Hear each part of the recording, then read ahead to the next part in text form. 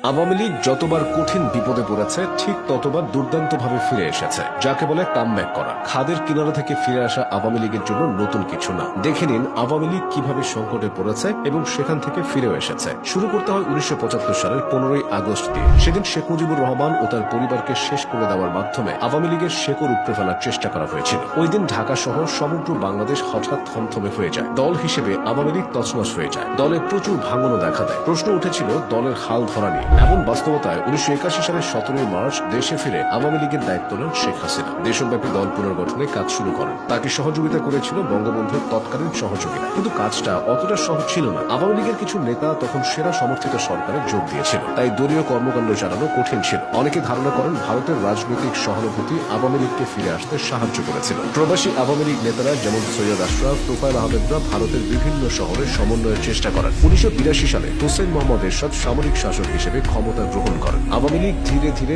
এরশাদ বিরোধী আন্দোলনে যুক্ত হয়। যদিও প্রথম দিকে তারা নিঃস্ব এবং দুর্বল ছিল। শেখ হাসিনা ও আওয়ামী লীগ বুঝতে পারে তাদের এককভাবে ফিরে আসা সম্ভব না। তাই তারা বামপন্থী দল, ছাত্র ইউনিয়ন, নাগরিক সমাজ এবং পরে আরো কিছু জোটে যুক্ত হয়। 80 ও 90-এর দশকে আওয়ামী লীগের বহু নেতাকর্মী কারাবরণ করেন, পুলিশের হাতে হেনস্থার শিকার হন। এতে আওয়ামী লীগ নিয়ে সাধারণ মানুষের মনে সহানুভূতি তৈরি হয়েছিল। 1990 সালে এরশাদের পতনের পর গণতান্ত্রিক নির্বাচন হয় 1991 সালে। নির্বাচনে আওয়ামী লীগ হারলেও এটি ছিল তাদের ঘুরে দাঁড়ানোর প্রথম ধাপ। 1975 থেকে 91, 16 বছরে দলটি দুর্দান্তভাবে ঘুরে দাঁড়ায়। পূর্ণ শক্তিতে ফিরে আসে 1996 সাল। 21 বছর পর তারা রাষ্ট্র ক্ষমতায় ফিরে আসে। শেখ হাসিনা হন প্রধানমন্ত্রী।